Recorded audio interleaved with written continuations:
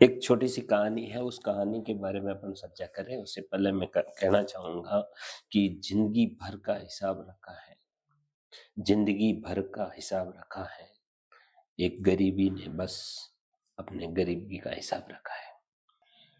जो बहुत ही प्यारा था, पढ़ने में होनहार था, होशियार था।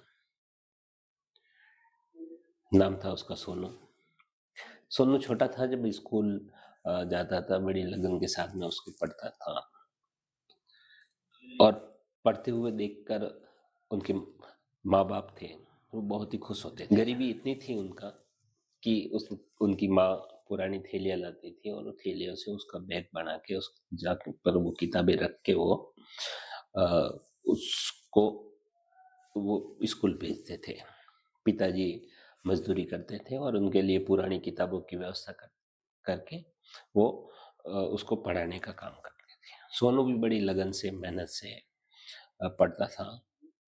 तो एक बार की बात है कि उस विद्यालय में जहाँ वो पढ़ रहा था, तो उनका परिणाम, स्कूल का जो परिणाम आने वाला था, तो उसमें गाँव वाले, जिसमें सोनू के माता-पिता भी वहाँ पर बैठे थे। जब प्रधानाध्यापक जी ने घोषणा की कि सोनू कक्षा में पूरी स्कूल में, कक्षा में नहीं बल्कि पूरे स्कूल में प्रथम स्थान प्राप्त किया है, तो उनके माता-पिता की खुशी का ठिकाना ही नहीं रहा। बहुत ज़्यादा खुश हुए और गाँव वालों ने भी उनकी तारीफ की और तालियां बजवाई। सोनू बड़ा हुआ, बाहर शहर पढ़ने के लिए गया। वहाँ पर उसने मेहनत की और उसने एक बड़े ऑफिसर की नौकरी उसने प्राप्त की। और जैसे ही वो उसकी प्रथम सैलरी मिली तो वो अपने गांव की तरफ लौट गया। भी माँ बाप उसकी गरीब स्थिति में थे और गरीबी ही घर में वो अभी उस पुराने जो झोपड़ी बनी हुई थी उसमें रह रहे थे। सोनू अपनी पहली तनख्वाह लेके गया, अपने पिताजी को और माताजी के चरण स्पर्श किए और उनकी अपनी पहली तनख्वाह जो खुशी खुशी उसको दी, उनको दी। माता पिता बहुत ही खुश हुए।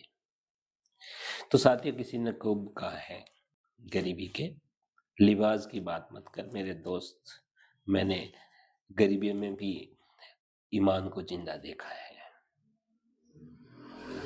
तो ये थी एक प्रेरणादायक कहानी।